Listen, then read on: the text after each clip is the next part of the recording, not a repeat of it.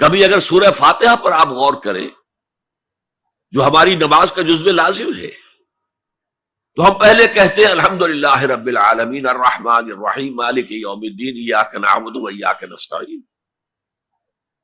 یہ ہدایت تو ہمیں پہلے ہی ملی ہوئی ہے. پھر جو ہم کہتے ہیں اہدنا الصراط المستقیم، اللہ کو ہم نے پہچان لیا، اسے رب العالمین مان لیا، اسے رحمان مان لیا، اسے رحیم مان لیا، اسے روز جزا کا حاکم مطلق مان لیا، تو اب کون سی ہدایت رہ گئی؟ ہدایت تو آ گئی. اب اصل ہدایت جو درکار ہے وہ ہے جو ریلیونٹ ہے آج کے دور میں. جو اجتماعی نظام ہے انسانوں کا، اس کے لیے انسان بالکل بے بس، اس کی عقل جو ہے اجتماعی نظام عدل قائم نہیں کر سکتی.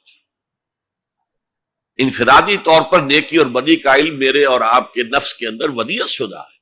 وَنَفْسٍ وَمَا سَوَّاهَا فَأَلْهَمَهَا فُجُورَهَا وَتَقْوَاهَا، یہ موجود ہے. لیکن یہ کہ معاشرتی نظام میں عورت اور مرد کے درمیان کیا توازن ہو، ان کے حقوق و فرائض کا توازن. دنیا میں کیا ہوتا رہا ہے اور ہو رہا ہے آج بھی. یا عورت جوتی کی نوک کے برابر ہے، کوئی اس کی حیثیت نہیں، بھیڑ بکری کی طرح ملکیت ہے، اس کے کوئی حقوق نہیں. اور یا عورت کلوپیٹرا بن کر پورے ملک کی قسمت کا بیڑا غرق کرتی ہے. انسانوں کے شانہ بشانہ ہو کر وہ در حقیقت خاندانی نظام کو برباد کرتی ہے. ان دونوں کے درمیان توازن کیسے قائم کیا جائے؟ اب آپ سوچئے، تجزیہ کیجئے. اگر مرد سوچے گا، نظام بنائے گا، تو وہ اپنے احساسات سے تو واقف ہے، عورت کے احساسات و جذبات سے تو واقف نہیں ہے.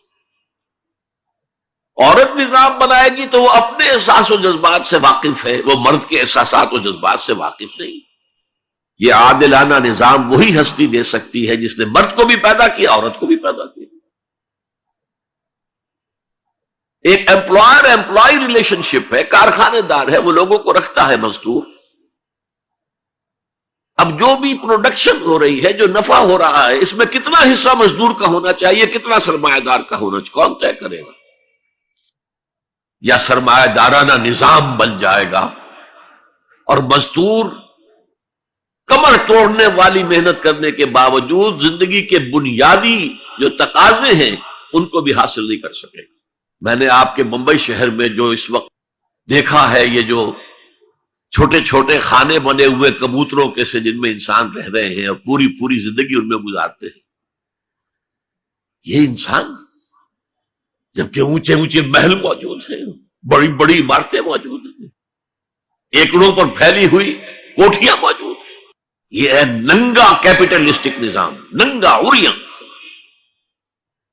اسی کا رد عمل تھا جو کمیونزم کی شکل میں ظاہر ہوا. ایکویلٹی ہونی چاہیے، لیکن اس کمیونزم نے شکل اختیار کر لی ون پارٹی ڈکٹیٹرشپ. تمہیں کوئی حق حاصل نہیں ہے، نہ کچھ کہہ سکتے ہو، نہ تنقید کر سکتے ہو، نہ رائٹ آف ایسوسیشن ہے، نہ right of expression of opinion ہے. بس کام کرو، تنخواہ لو، روٹی کھاؤ، اللہ اللہ خیر سر. یہی وجہ ہے کہ وہ نظام بھی مر گیا. اسی طریقے سے کسی بھی نظام میں اگرچہ حاکم مطلق تو اللہ ہے، پھر بھی کوئی نظام آپ بنائیں گے تو کچھ حکام ہوں گے، اولو الامر ہوں گے. خلافت راشدہ میں بھی تھے نا، امیر المومنین تھے، اولو الامر تھے. عوام میں اور ان کے درمیان حقوق و اختیار کا توازن کیا ہو، کون طے کرے گا؟ اولو الامر تو چاہیں گے سارے اختیارات ہمارے پاس ہوں، ٹوٹلیٹیرین سٹیٹ قائم ہو جائے گی. عوام چاہیں گے ہمارے پاس ہو اور ہمیں اتنی آزادی ہو کہ مادر پدر آزاد ہو جائیں، جو چاہے کریں. ہومو سیکشول ہو جائیں، ہومو سیکشول میرجز کریں، ہمیں کوئی روکنے والا نہ ہو. تو میں نے آپ کو بتایا اجتماعی نظام کے یہ 3 گوشے ہیں: معاشرتی نظام، معاشی نظام، سیاسی نظام. آج کے انسان کی اصل ضرورت یہ ہے، اس لیے کہ اس طرح کا ہمہ گیر نظام اس سے پہلے تھا ہی نہیں. لوگوں کو آزادیاں تھیں. آج آپ کا پورا تعلیمی نظام بھی اسی نظام کے تحت ہے. آپ کہاں لے جائیں گے اپنے بچوں کو؟ آپ ان کے حوالے کر کے اپنے ہاتھ دھو لیتے ہیں. You wash your hands of your children.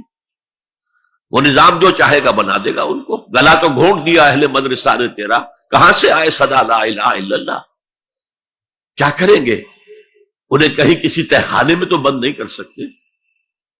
آپ اپنے گھر میں ٹیلی ویژن نہیں لائیں گے، وہ جا کر دکان پہ دیکھیں گے. جب تک نظام درست نہ ہو، اور نظام کی ہدایت ہے جو قرآن نے دی ہے اصل، ورنہ اخلاقیات کا معاملہ میں آپ سے عرض کر دوں کہ یہ تو نوع انسانی کی مشترک میراث ہے. سچ بولنا اچھا ہے، جھوٹ بولنا برا ہے. کون نہیں جانتا؟ کیا ہندو نہیں جانتا؟ کیا بدھ مت کا پیرو نہیں جانتا؟ وعدہ کرنا اچھا ہے، وعدہ خلافی بری ہے. کون نہیں جانتا؟ عیسائی نہیں جانتا، یہودی نہیں جانتا، سب جانتا. بیسک ہیومن مورالٹی تو ہمارے اندر ہے، جیسا کہ میں نے آیت آپ کو سنائی. وَنَفْسٍ وَمَا سَوَّاهَا فَأَلْهَمَهَا فُجُورَهَا وَتَقْوَاهَا. انسان کا نفس جو اللہ نے پوری طرح تیار کر دیا، نوک پلک سوار دی، اور اس میں نیکی اور بدی کی تمیز ودیت کر دی. لہذا اصل ہدایت ہے آج جس کی ضرورت ہے وہ اجتماعی نظام. 2 منٹ اور لے لوں آپ کے. 300 سال سے انسان اسی اجتماعی عدل کی تلاش میں ادھر سے ادھر ٹھوکرے کھا رہا ہے. کچھ 250 برس سے زیادہ ہو گئے ہیں. فرانس میں انقلاب آیا. کیوں آیا؟ یہ بادشاہت، چیمانی دارت. بادشاہ کون ہے؟ وہ بھی انسان ہے، ہم بھی انسان ہیں. اسے کیا حق ہے کہ وہ حکومت کرے؟ لہذا انقلاب آیا، سخت خونی انقلاب آیا. لوگوں نے چاہا کہ عدل ہو، لہذا فرینچ ریولوشن آیا. لیکن چونکہ وہ ریولوشن یک طرفہ تھا، صرف سیاسی نظام بدلا، معاشی نظام نہیں بدلا. سود موجود رہا. لہذا اس کے بعد کیپٹلزم کی لعنت مسلط ہو گئی. پہلے لارڈز اینڈ بیرنز اور بڑے بڑے زمیندار اور جاگیردار سروں پر مسلط تھے، اور اب کارخانے دار اور کیپٹلسٹ مسلط ہو گئے. آج کی جمہوریت کیا ہے؟ دس از دا ڈکٹیٹرشپ آف دی کیپٹلسٹ. یہ تو اصل میں کیپٹلزم ہے، کیپٹلسٹ کی ڈکٹیٹرشپ ہے جو اس وقت ہو رہی ہے. اچھا، اس سے نجات پانے کے لیے چھلانگ لگائی دوسری طرف کمیونزم. تو وہ میں آپ کو بتا چکا ہوں. وہاں انفرادی آزادی ختم ہو گئی، اب وہ بھی مر گیا. اب فوکو یاما نے تو کتاب لکھ دی اینڈ آف ہسٹری. بس ثابت ہو گیا کہ ہمارا نظام لبرل سیکولر ڈیموکریسی اور انٹرسٹ بیسڈ کیپٹلزم، اس سے بہتر کوئی نظام ہے ہی نہیں، سب ختم ہوگا. لیکن ایک نظام ہے جس کا انہیں اندیشہ ہے، جو ابلیس کی زبان سے اقبال نے کہلوایا تھا، ہے اگر کوئی خطر مجھ کو تو اس امت سے ہے جس کی خاکستر میں ہے اب تک شرارے آرزو. خال خال اس قوم میں اب تک نظر آتے ہیں، وہ کرتے ہیں اشک سحر گاہی سے جو ظالم وضو. بڑے نیک لوگ بھی موجود ہیں، لیکن بحیثیت مجموعی امت کا حال کیا ہے؟ جانتا ہوں میں یہ امت حامل قرآن نہیں،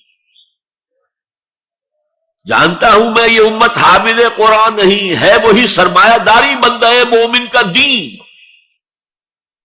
جانتا ہوں میں کہ مشرق کی اندھیری رات میں بے ید بیضا ہے پیرانے حرم کی آستین. پیر ہیں، مرشد ہیں، ان کی آستینوں میں ید بیضا نہیں ہے، حضرت موسیٰ والا. بہرحال فوکو یاما کی نفی کی پھر بعد میں، اور کتاب لکھی گئی کلیش آف سیویلائزیشنز، تہذیبوں کا ٹکراؤ ابھی آئے گا. تو میں اس سے زیادہ اس ایشو پر نہیں جانا چاہتا. ہدایت، انفرادی ہدایت بھی قرآن میں ہے، اور سب سے بڑھ کر اجتماعی ہدایت جس کی آج کے انسان کو سب سے زیادہ ضرورت، یہ سسٹم آف سوشل جسٹس جو صرف اللہ دے سکتا ہے. اس لیے کہ کارخانے دار بھی اسی کی مخلوق ہے اور مزدور بھی اسی کی مخلوق ہے. جو اولو الامر ہے وہ بھی اسی کے پیدا کرنا ہے، اور جو عوام ہے وہ بھی اسی کے پیدا کرنا ہے. مرد بھی اسی کا پیدا کرنا ہے، عورت بھی اس کی پیدا کرنا ہے. جیسے ایک حدیث میں آتا الخلق عیال اللہ، تمام مخلوق اللہ کے کلبے کے مالک. وہ عدل دے گا، وہ سوشل جسٹس دے گا، وہ توازن دے گا آپ کو معاشرتی نظام میں، معاشی نظام میں، سیاسی نظام۔